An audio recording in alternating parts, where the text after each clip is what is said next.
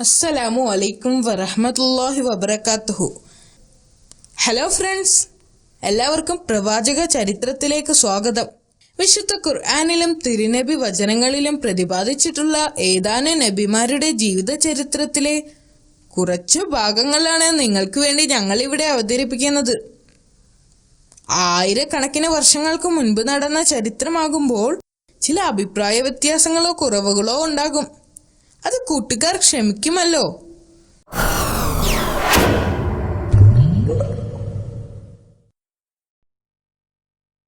യൂസഫ് നബിയുടെ ജീവിതത്തിൽ പലതരത്തിലുള്ള ബുദ്ധിമുട്ടുകൾ നേരിടേണ്ടി വന്നിട്ടുണ്ട്. പ്രവാചകന്റെ ജീവിതം ഏറ്റവും നല്ല ക്ഷമാശീലനുള്ള ഒരു ഉത്തമ ഉദാഹരണമാണ്. അദ്ദേഹം അള്ളാഹുവിൽ ഉറച്ചു വിശ്വസിച്ചിരുന്നു.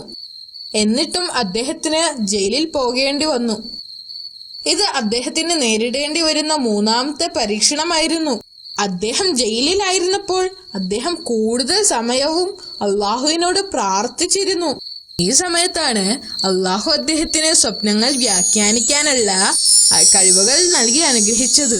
നല്ല അറിവും കരുണാസമ്പന്നനുമായ ഒരു യുവാവാണ് യൂസുഫ് എന്ന് ജയിലിലെ ആളുകൾക്ക് അറിയാമായിരുന്നു. അവർ അദ്ദേഹത്തെ സ്നേഹിക്കുകയും ബഹുമാനിക്കുകയും ചെയ്തു. ഇതേ സമയമാണ് രണ്ടുപേർ അദ്ദേഹത്തിന്റെ ജയിൽ മുറിയിൽ എത്തിച്ചേർന്നത്. ഒരാൾ രാജാവിന്റെ പരിചാരകനും മറ്റൊരാൾ അദ്ദേഹത്തിന്റെ പാചകക്കാരനുമായിരുന്നു. അവർക്ക് പ്രവാചകന്റെ ദൈവഭക്തിയും ധാർമ്മിക ബോധവും മനസ്സിലായി. ആ രാത്രിയിൽ പുതിയതായി വന്ന ആ രണ്ട് തടവുകാരും വിചിത്രമായ സ്വപ്നം കണ്ടു. അവർ ഉണർന്നപ്പോൾ സ്വപ്നത്തിന്റെ അർത്ഥം മനസ്സിലാക്കാൻ കഴിയാതെ അവർ ആശയക്കുഴപ്പത്തിലായി. അവർ പ്രവാചകന്റെ അടുത്ത് ചെന്ന് അവരുടെ സ്വപ്നത്തെ പറ്റി പറഞ്ഞു. ഞാൻ രാജാവിന് വീഞ്ഞ് ഒഴിച്ചു നൽകിക്കൊണ്ട് കൊട്ടാരത്തിൽ നിൽക്കുന്നതാണ് കണ്ടത്. പരിചാരകൻ പറഞ്ഞു, ഞാൻ എന്റെ തലയിൽ അപ്പവുമായി ഒരു സ്ഥലത്ത് നിൽക്കുകയായിരുന്നു. രണ്ട് പക്ഷികൾ എന്റെ തലയിലിരുന്ന് ആ അപ്പം തിന്നുന്നുണ്ടായിരുന്നു. പാചകക്കാരൻ പറഞ്ഞു. പ്രവാചകൻ ആ സ്വപ്നങ്ങളുടെ വ്യാഖ്യാനത്തിനായി അള്ളാഹുവിനോട് പ്രാർത്ഥിച്ചു. അത് കഴിഞ്ഞ് യൂസുഫ് നബി രാജാവിന്റെ പരിചാരകനെ വിളിച്ചു.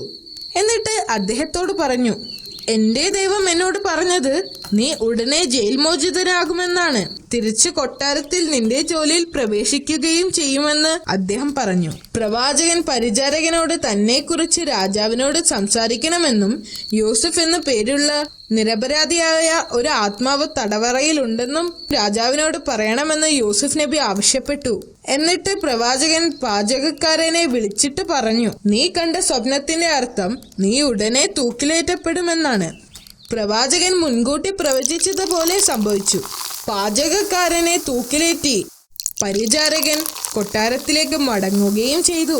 എന്നാൽ അയാൾ ജോലിയിൽ തിരിച്ചെത്തിയ ഉടൻ ശൈത്താൻ അയാൾക്ക് പ്രവാചകനെ കുറിച്ച് മറവി നൽകി. അതിനാൽ യൂസുഫ് നബിക്ക് കുറച്ചു കാലം കൂടി ജയിലിൽ കഴിയേണ്ടി വന്നു. ഒരു രാത്രി ഈജിപ്തിലെ രാജാവ് തന്റെ കൊട്ടാരത്തിൽ ഉറങ്ങുകയായിരുന്നു. ഉറക്കത്തിൽ രാജാവ് വിചിത്രമായ ഒരു സ്വപ്നം കണ്ടു. സ്വപ്നത്തിൽ രാജാവ് നൈൽ നദിയുടെ തീരത്ത് നിൽക്കുകയായിരുന്നു. വെള്ളത്തിൽ നിന്നും 7 തടിച്ചു കൊഴുത്ത പശുക്കൾ ഉയർന്നു വരികയും അവയെ പിന്തുടർന്ന് മെലിഞ്ഞുണങ്ങിയ 7 പശുക്കൾ ഉയർന്നു വരികയും ചെയ്തു. തടിച്ചു കൊഴുത്ത പശുക്കളെ മെലിഞ്ഞുണങ്ങിയ പശുക്കൾ വിഴുങ്ങി.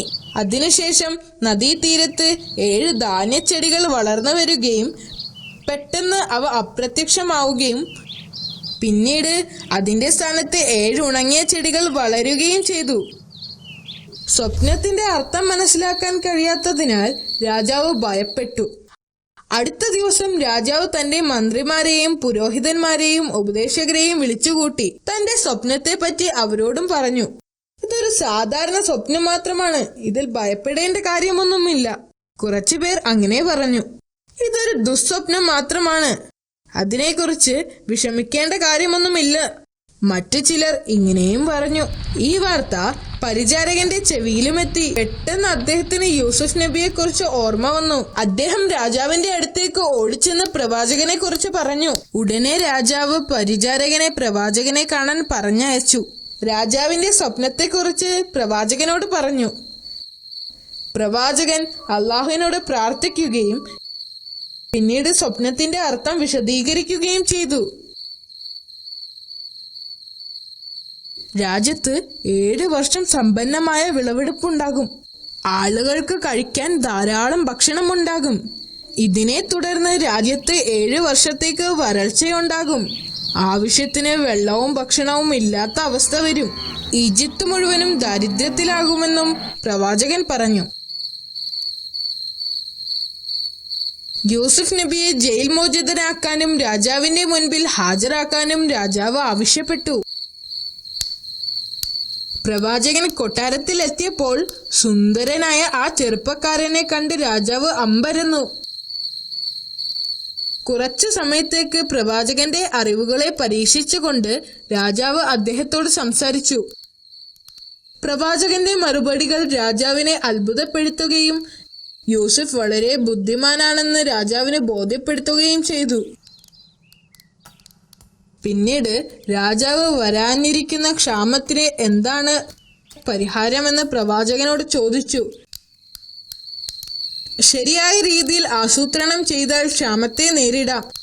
സമൃദ്ധിയുടെ നാളുകളിൽ വിളകളെല്ലാം സൂക്ഷിച്ചു വെക്കണം. അത് ക്ഷാമകാലത്തേക്ക് ഉപയോഗിക്കാൻ കഴിയും. പ്രവാചകൻ രാജാവിനെ ഉപദേശിച്ചു. രാജാവിന് പ്രവാചകനോട് മതിപ്പ് തോന്നി. രാജാവ് യൂസുഫ് നബിയെ അവിടത്തെ ധാന്യപ്പുരയുടെ നിയന്ത്രണം ഏൽപ്പിച്ചു. അദ്ദേഹത്തെക്കാൾ അനുയോജ്യനായ മറ്റൊരാൾ അതിനില്ലെന്ന് രാജാവ് മനസ്സിലാക്കി. അദ്ദേഹം ഈജിപ്തിലെ പ്രമുഖ വ്യക്തിയായി മാറി.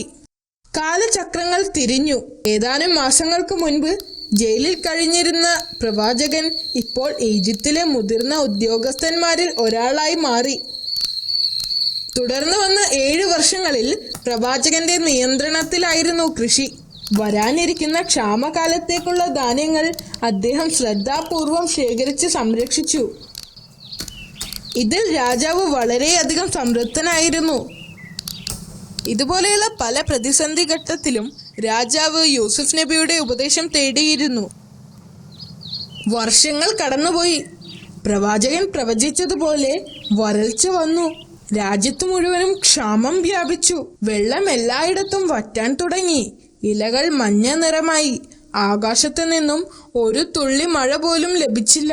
പ്രവാചകൻ വരാനിരിക്കുന്ന കഠിന നാളുകൾക്ക് വേണ്ടത്ര ധാന്യങ്ങൾ നേരത്തെ തന്നെ ശേഖരിച്ചു വച്ചിരുന്നു. അതുകൊണ്ട് തന്നെ അവിടെ ക്ഷാമം ബാധിച്ചില്ല. അയൽ രാജ്യങ്ങളിലും വരൾച്ച അനുഭവപ്പെട്ടു. എന്നാൽ പ്രവാചകൻ വളരെ കുറഞ്ഞ വിലക്ക് അയൽ രാജ്യങ്ങളിലുള്ളവർക്കും ധാന്യങ്ങൾ വിതരണം ചെയ്തു.